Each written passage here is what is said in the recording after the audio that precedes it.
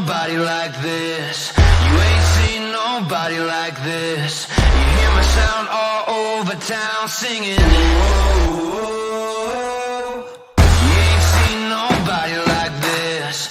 You ain't seen nobody like this. You hear my sound all over town singing. Whoa. I think there's something in the water. If you wanna take a sip, but be careful what you wish for. The faint of heart can't handle it. Everybody wants a piece of someone else's prize, but it ain't free, it don't come cheap. Only the strongest will survive. You ain't seen nobody like this. Good evening and welcome to San Antonio Soccer Roundtable. Get to know this week PHX Rising, our old nemesis from a couple of years ago, and in my opinion was one of the best rivalries at that time for that here. Joining me tonight is Mr. Owen Evans, who covers Rising for PHX Sports. Last year he also wrote on a website From the Ashes, phx.com. For that here, his last article happened to deal with Marcus Epps moving to PHX Rising, and it was a great article. So if you haven't read it, if you go to From the Ashes, phx.com, you can click on it and read about the move of Marcus Epps to Phoenix for that here. But Owen, how are you doing this evening? Not bad, not bad. I'm glad to be on this. It gives me a break from having to think about mundane things like packing my suitcase for tomorrow morning. But it's a nice quick flight, distraction right? in that It's sense. a quick flight. It's not too bad. It's only 2 hours across. Yeah, it's not too bad. 2 hours, so you'll take off and land approximately about the same time because you pick up. Coming 2 hours, back, right? I will. Not going out there. Going out there, I yeah. lose 2 hours. So, but if you can, like I said here, Owen writes and does the YouTube show under PHX Sports, which is a show on Rising on Tuesdays and Thursdays at 8 p.m. Here in Central Time, Texas, San Antonio time, 6 o'clock locally there in Arizona. Also, very similar to what the Striker Texas here, he also writes for PHNX.com. It's a paywall service that does put out great articles about PHX Rising. I read about his latest one here for this week here to learn the Rising, because earlier in the week there was rumors of 7 changes, I believe is what was tweeted out. I don't think we'll see 7 changes personally. And from your show last night, I don't believe you believe that there'll be 7 changes, but there may be some changes, but I don't think quite 7 along those lines here. So, but please, if you can support Owen and his endeavors, just like we support Jonathan Check with the Striker Texas, please do, because then that gets more coverage for USL, which is great for everybody that follows the league. Just to kind of touch on last year, it didn't end the way you guys wanted. You guys won the Western Division, ran away with it with 67 points. However, lost to RGV in penalties. So just, your quick thoughts on last year and maybe why Rising unfortunately came up short again. So it's kind of the classic PHX Rising tale, whereby they go in like a house on fire to start off the season. Unlike this year, but they go in, win a lot of games, climb up the table, and then with about a month to go, they've sealed up a playoff spot. And then you just have that whole weird month of what's going on now. Are we thinking about the playoffs, or are we thinking about the other games we've got in the middle? Because especially last season, it was about the best part of a month out when they sealed even top spot. Mm-hmm. Or it was several weeks out anyway, where they sealed top spot in the division. So it was just a weird one. And not only that, but then when you were dealing with the problems in the second half of the season, Rufat Dadashov left, obviously, to go back to Germany. Solomon Asante suffered a hamstring injury, and that's something that kind of kept nagging at him for that whole time. You see that he struggled in the second half of the season. I don't believe he scored from July through until that playoff game. And then you had Darren Mattocks coming in, and it was taking time to adjust. He didn't necessarily fit in the best with everyone. And so they kind of limped over the line. And then you come into that first round playoff game, and that's tough. That's tough when you've limped over the line and you're playing a team like RGV that had to battle in every game running up to there, even to be in the playoffs. Correct. So, they take the lead. You think, okay, great. And RGV just kept battling back. Even though I believe RGV did take the lead in that game initially. Rising I fought think back initially in they there. did, and then Rising came back. But they and then had Rising RGV held scored 2 late, leads in that one. So it's a tough one to take. But of course, it's not the first time that we've seen Rising struggle in the playoffs.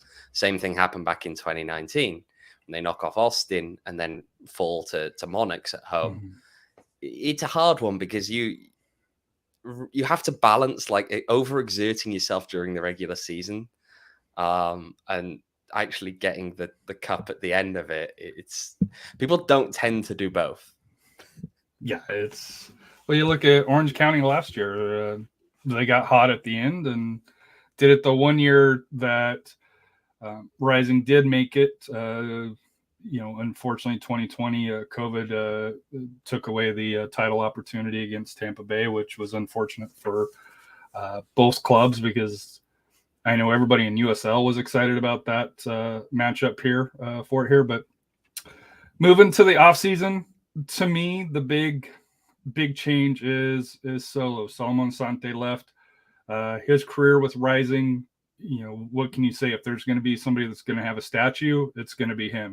With 113 appearances, 54 goals, 42 assists, that's in league play, 2 USL MVPs. And overall, according to Wikipedia, he had 57 goals all time for Phoenix Rising. So,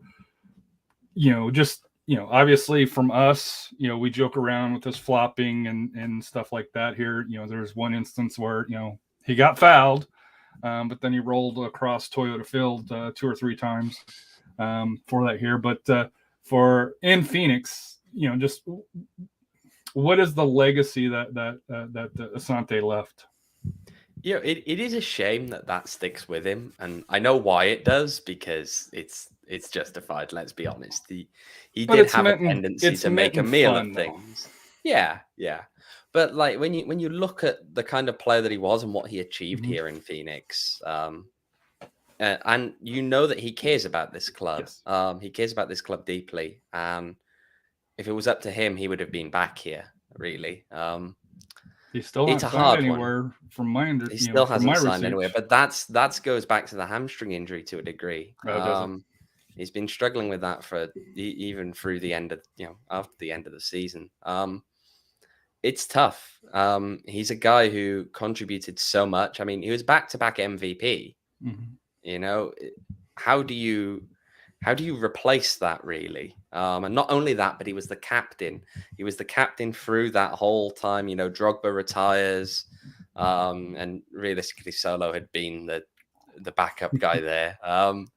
Really, Robert, too Drogba that's not in that nice. sense. Yeah, that was a very. I tell you what, honestly, that night, everyone is mystified that it wasn't caught. I can tell you, I was right behind that goal that night. You didn't know in real time. You didn't know, right? Like you look back at the replays and you think, oh, of course, no, we punched it in the net. It's not even a question. But like in real time, you just think, did it come off his chest? Did what? But look, he is a fantastic player, a guy who knew this club meant a lot to, and as a result, he meant a lot to this club and to its fans. And it's hard to see him depart the club. It's hard to see now Phoenix Rising without Solomon Asante because for so much of that period of success, he was the face of the club, really. I mean, yes, you have Didier Drogba in 2018, but he disappeared for most of that year, showed up again at the end. I remember, the World Cup draw was today. I remember when I wasn't in Phoenix. I was just finished up my undergraduate degree in Exeter, and Didier Drogba was a pundit on TV in the UK for the World Cup that summer in the middle of the USL season. So you can tell how seriously he took some idea. But it was an experience, though. I know when Phoenix came here, it was, hey, is Drogba going to come? Unfortunately, he only played home matches for the most part. Outside, I think the championship game, obviously he played. But to me, it's he's a class player, and to me, Asante was the heartbeat of Rising, and I think that's probably why you're seeing a little bit of struggles for it, is because you don't replace a player. And I know Marcus Epps is a great player, not taking anything away from him, but Asante, how he knew the offense, how he knew the coaching staff. He was basically a coach on the pitch, in my opinion, and it's hard to replace that leadership, no matter what the sport is, but especially in soccer. And that's the thing; he was the captain. So not only have you got to deal with the fact that you've lost a 2-time MVP, you've got to deal with the fact that you've now got a new captain in Darnell King. And Darnell is, this isn't a criticism of him in any way, but he's still finding his way with this. It's something new. And it takes time. You don't just step up and immediately, know exactly what to do, especially when not only are you just only assuming the captaincy for the first time, but it's the first time since 2018 that Rising has lost 2 games in a row. Right. So it's a weird time in a lot of ways. There's a lot of negativity, a lot of things that need working on the field. Then you've got, a captain that's still trying to find his way in that sense. It's just hard, and you wonder if Solo would have been here, maybe he'd have done things differently. Again, it's not a slight on Darnell at all, but it's a hard situation to just be kind of dropped into. When you follow a legend, being the guy after the legend is tough. It just it doesn't matter what it is. The other off-season move, and this is something here in San Antonio, we're accustomed to, the annual San Antonio to Phoenix. Previous has been Darnell King, captain, the current captain, Devin Vega, Billy Forbes, Jason Johnson, and this year, Marcus Epps. Like I said here, all have had various success. I think Darnell King's probably had the most success, obviously being captain for it here.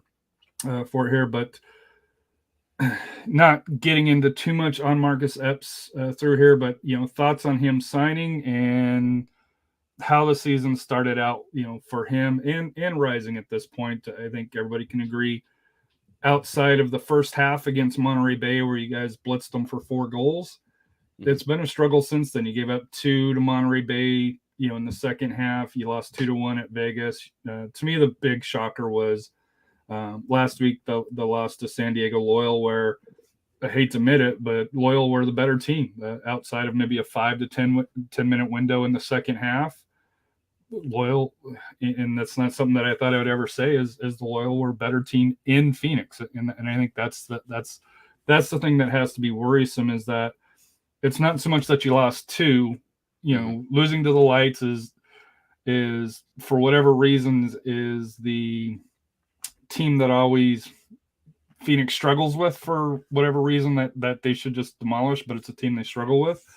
But Loyal coming back, or playing Loyal in Phoenix, was something that I thought that Phoenix would feast on, but it didn't. Yeah, it's not been a great start at all in that sense. I mean, as you mentioned, Vegas, it can be tough to go away to Vegas just because that place is such a mess, let's be honest. There's all the nonsense off the field, but even just on the field, the field quality there is poor. It's poor. It's hard to play a good game of football there, which always favors the underdog, right? If you're at the point where you're just wellying the ball forward, that's going to favor the underdog. I think that to talk to Marcus and his move, it was always going to be a struggle again, because you're filling in the role of a 2-time MVP. It's a lot of pressure. And he's a different kind of winger, perhaps, to what we've seen. A lot of the previous, yes, it was in Solo, but even when you look at some of the other guys, like Santi Moore, who's on the other wing, they are big goal scoring threats in a way that Marcus isn't necessarily. And it's not that he can't score, but he's just not as much of an out and out goal scoring threat as the others are. He's more of a playmaker, really, isn't he? And I think that's also where they've been struggling, is that a lot of teams are sitting back and defending with a lot of numbers against Rising. And they know, I mean, this is we've known this for years. The way you beat Rising is you frustrate them, make them overcommit, and then you kill them in the transition, in the counterattack. But where Marcus is struggling almost here is that when you're trying to go up against people who are defending with numbers, normally you're going to either have to start taking shots, even if they're not ideal shots, you're going to have to start taking shots, or you're going to have to start finding ways of crossing the ball in and finding a big target man in there. And the crosses have been poor. He's made one of, I believe, 11 attempts, or it might be 9 attempts. I think it's 1 out of 11. It's a low percentage. And he's yet to take through 3 games a single shot. That's the crazy stat. When you said that, I was like, that can't be true. No, when it was first thrown out last week, and it was my co-host, Ramon, came out with it and just said, he hasn't taken a shot yet. And we heard that and went, that can't be true. That can't be true. And so I start typing away furiously on the USL website, and it spits up, nope, he's not taken a shot yet. And that's crazy. When you're not taking shots, it's hard because you become you need all those different facets to your game when you're struggling as an attack. And I think that's where he struggled. And it's weird because we went into the season thinking maybe he's kind of gotten it off his back a little bit in the last friendly. Was it against FC Tucson that played a lot of academy kids in defense? Yes. Did he get a hat trick? Yes. So you think, okay, he's going to come in with confidence. He's going to try and take some things on, and he just hasn't. And it's hard now because when you get into that kind of a run of form, especially in a city like Phoenix, a lot of people here are very demanding of this squad, and the negativity does start coming out. You don't say. Yeah. On our post-game show on Saturday, someone was comparing him already. There were comparisons being drawn between Marcus Epps and Billy Forbes as just a guy who comes across from San Antonio and is a bit of a flop in Phoenix. And that's unfair. It's early. It's very early to start. And Billy had other issues. We'll just leave it at that. But yeah, and I don't quite get the same vibe from Marcus in that sense. But yeah, no, it's hard. It's hard, and there've been attempts to try and make things work better. I know that. Last week they were both switched over, Santi and Marcus, putting them on other wings. It was kind of an attempt to not only catch San Diego a little bit off guard, because we know what they do with their rotations and going out wide. And it was just about trying to change up who was where so that it would confuse them a little bit. But also because there's relationships there. Marcus Epps has settled in really well with Babukar Jai, who's the new left back in Phoenix, whereas Santi Mao hasn't quite got that relationship down as well on the field. So, but then that didn't work. And it's hard. It's hard to really say why it didn't work because there's a long list of things that aren't working right now in that attack. They're not winning one-on-one battles. They're not winning. They're not getting separation from their man. It's difficult. And so it ends up becoming this thing now where we're scapegoating, and people like Marcus Epps, unfortunately, because they haven't been with this team for long enough, they're often the first ones that get thrown on that pile. Yeah, to me, when I watch, and I'm not a Rising fan, obviously, this year's just different. And I know you guys struggle to put it on. It seems like that they're trying to run the same system, but the pieces haven't gelled yet. And it's not to say that it can't. I know what 2019, I think the issues, the offense obviously was clicking. The defense wasn't clicking at that time. But for this year, outside of that first half against Monterey Bay, it's been a struggle both offensively and defensively, which is, which is a key. And Robert makes a great point here. Epps started slow here last year as well, until he found his role and got comfortable with it. And that's true. There were some discussions. Hey, is Epps really the guy? And I think it was third of the year or whatever. He was showing. He grew into his comfort level. So, and I think that'll be it. I think it's one of those blessing and curses. He had such a good preseason that I think it built up that expectations. And then when regular season came and he got off to he's got off to a slow start. It hasn't, but. To me, he's got to take a shot, and I fully expect this week for him to take some shots. If he's playing, because that's the thing. I know you mentioned the 7 changes, and yes, do I think 7 is massively overstating what Rick's going to do? Surely we're not going to see a massively changed 11. But that doesn't mean that guys like him might not be on the bench, because there are other options if you want to go there. If you want to work another person into the midfield, you might stick Arturo Rodriguez out wide instead. And then, when it comes down to, well, which winger are you going to drop? Is it going to be Santimore or Marcus Epps? It'll be Epps. You'd have thought it would be Epps. There are other choices. I mean, you can even look at a guy like Joey Calistri could be starting. I wouldn't necessarily expect that. I'd probably be more likely to see him off the bench, just because of the value he brings as that utility type player who seemingly can play literally anywhere. But you never know. You never know if he will actually start this game. But Moore hasn't really done it, and this is no disrespect to him, but Moore hasn't really lit it up either. And I think that's why you saw the flip, flip to try to create somebody for that here. So, just to kind of address a couple of things from San Antonio's side here before we get into the head-to-head, and then wrap it up with the upcoming match in Phoenix here for the San Antonio fans that may make the trip to Phoenix Rising Soccer Complex at Wild Horse Pass.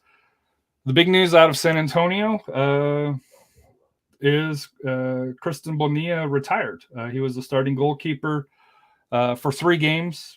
Was if you follow USL Tactics, one of the biggest difference makers. If you watch San Antonio, he's probably saved 2 or 3 goals that may have gone by other goalkeepers.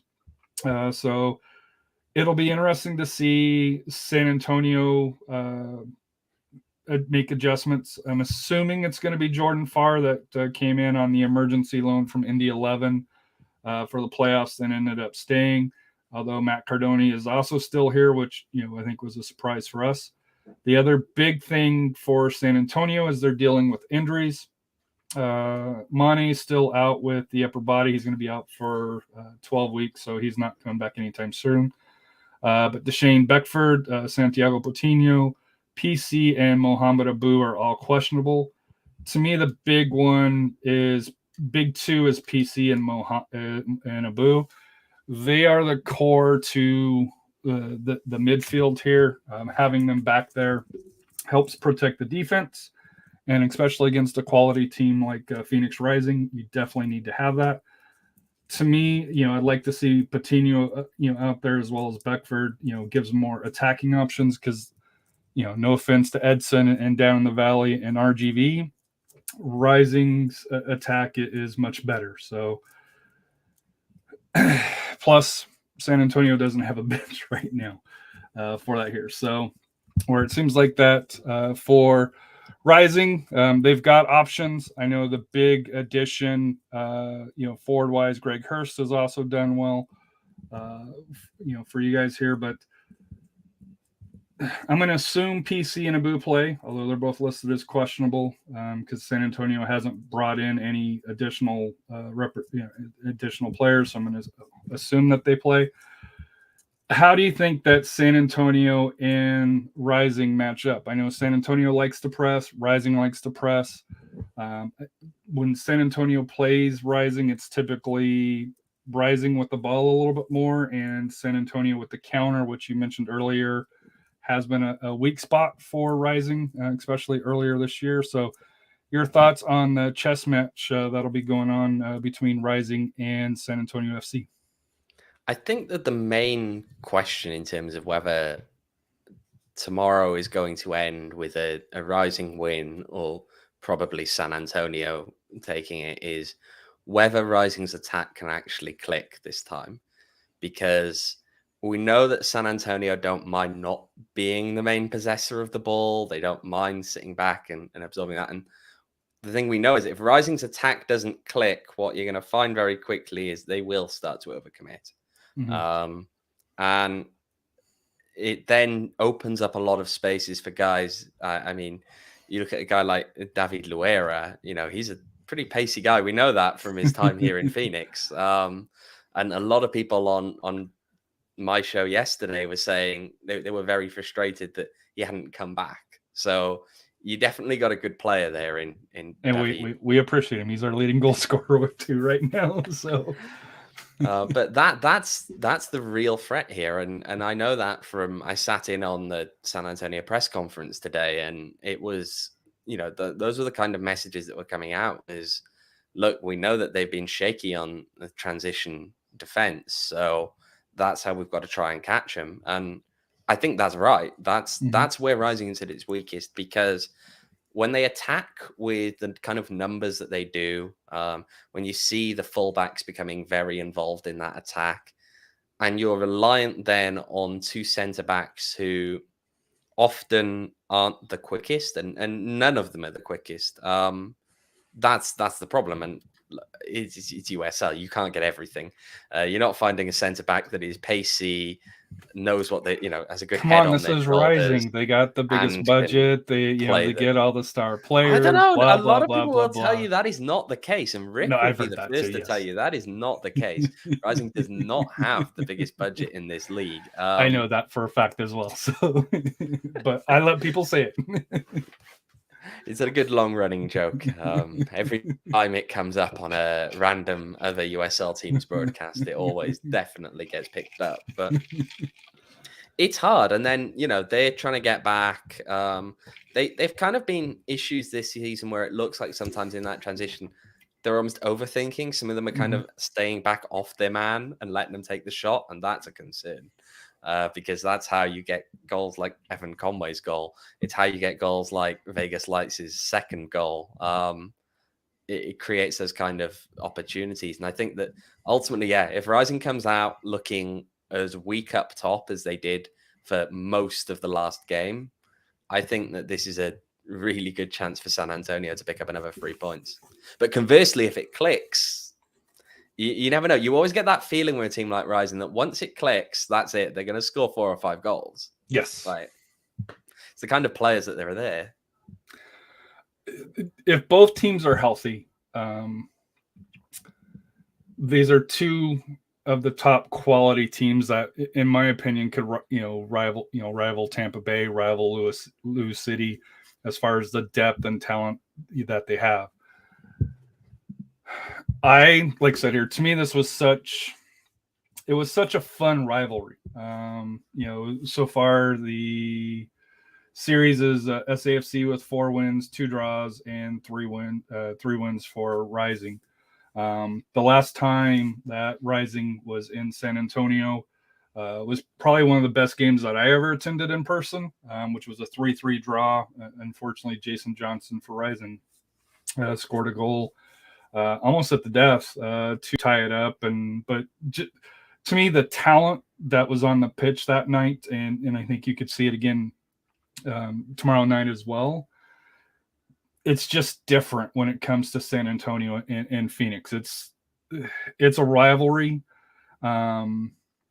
It's a little bit chippy, but it's respectful also in that same way, where both organizations respect each other. And it's not like Landon Donovan calling us out because we foul and along those lines like he did last year. So it's not that where, hey, we don't like you. I think between San Antonio fans and Rising fans, there's a healthy respect between the 2 clubs for that here. But before we get you out of here, for the match that is coming up in, I want to say May 9th, May 7th, is going to be in Phoenix. So the last time that San Antonio traveled to Phoenix, thanks to RGV's victory in the playoffs last year, was at Casino Arizona Field, which was formerly known as the Phoenix Rising Soccer Complex, which had a seating capacity of 6,200. Since then, Rising has moved to Phoenix Rising Soccer Complex at Wild Horse Pass, which has a seating capacity of 10,000.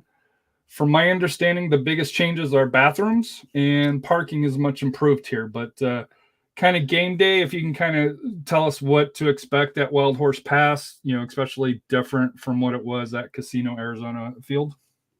Sure. So yeah, you are correct. There is actual plumbing now. So if you went to that old stadium and I loved you it. know I got thought it was great. It was a great out there environment. peeing in the dark, it, you don't have to do that anymore. There's actual permanent bathrooms there.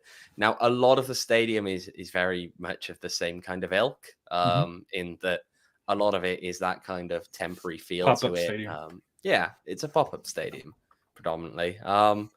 It's bigger, obviously, than it was, and now, unlike last time where you used to have the suites at the one end, which that kind of killed any atmosphere down there. At Mhm. least you'd have the south end would be as aggressive as you expect, and then they'd go up to the north end in front of the suites, and it would just be the kind of people who go to suites at these games.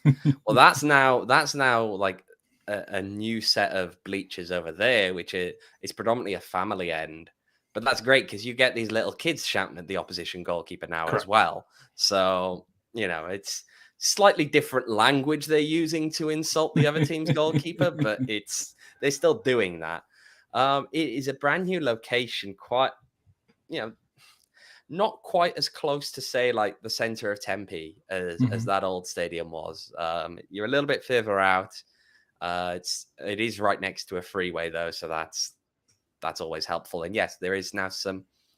Depending on if you want to pay for VIP parking, you can actually get a paved parking lot now, which is Oh, nice. slightly nicer than the old setup where what happened was you effectively had to wash your car after every game, because it would just get that messy in the dust out there. It's still though very much the same kind of an experience there. I know a lot of people have complained about the concessions and all kind of stuff like that, but Like hey, the it's variety or cost or both. mixture of both? To be honest, yeah, both. But hey, look, if you come along, there's beer, there's yeah. Do you need more than that? Really? Come on, Well, I it's noticed you guys haven't been doing the dollar beer nights, no, recently. That is phased out, it seems like. it's yeah, that's a complicated one. There's a lot of factors in play on that one, but yeah, unfortunately, since moving to the new stadium, it haven't been able to resurrect that one. So predictions, I predicted a 2-2 draw. Would it shock me if either team won? No. I don't. I think it'll be a close match. I think both teams are still trying to figure things out. Um, I do think San Antonio gets a little bit healthier this match compared to the last couple of matches. Rising, though, is one of those wounded animals that's kind of getting backed in a corner, and that scares me. I'm not going to lie to you. You know, I've been in a match where Rising was on it. That was a match in Phoenix where the 4-0 match back in 2018. I drove out to there. That was Diego Restrepo's last match for San Antonio FC. And when Rising gets up going, they get going. I'm hoping that it's one more week of a stalled Rising offense and a leaky defense. But I think a 2-2 tie. These guys they play close, generally speaking, as far as on the head-to-head. So, your thoughts as far as what you predict that's going to happen tomorrow? So yesterday on my show, I was the pessimistic one, and we all said 2-1, but I said it was going to be 2-1 to San San Antonio. Antonio. The other guys said it was going to be 2-1 to Phoenix. I mean, you're right. It's going to be a close game. I'd be surprised if it wasn't a close game. One thing to bear in mind, and I'm not sure if I'm going to jinx that streak now, which from my perspective may not be a bad thing. From your perspective, maybe not so good, but Phoenix has never won in San Antonio. Going back to 2016, That's true. never won a game in San Antonio. So they've been draws, but no wins. So I think will you they have to butch go that one back now? to the Food City era of Phoenix soccer and Rooney era. I won't say the nickname that I had for him, but the Rooney area time frame of pre-Rising for that here before was Phoenix's last visits. But yeah, looking at the head-to-heads, outside of that 4-0 match, it's either been draws or 1-goal wins. So this Now it's typically been goals scored. San Antonio 2016 3-2. Here in San Antonio, September 2016 1-1, May of 2017 1-0. San Antonio won in Phoenix 1-0. I remember that match. There was the outlier, the Rising 4-0 win over 2018 in Phoenix, and then San Antonio came back 3-2.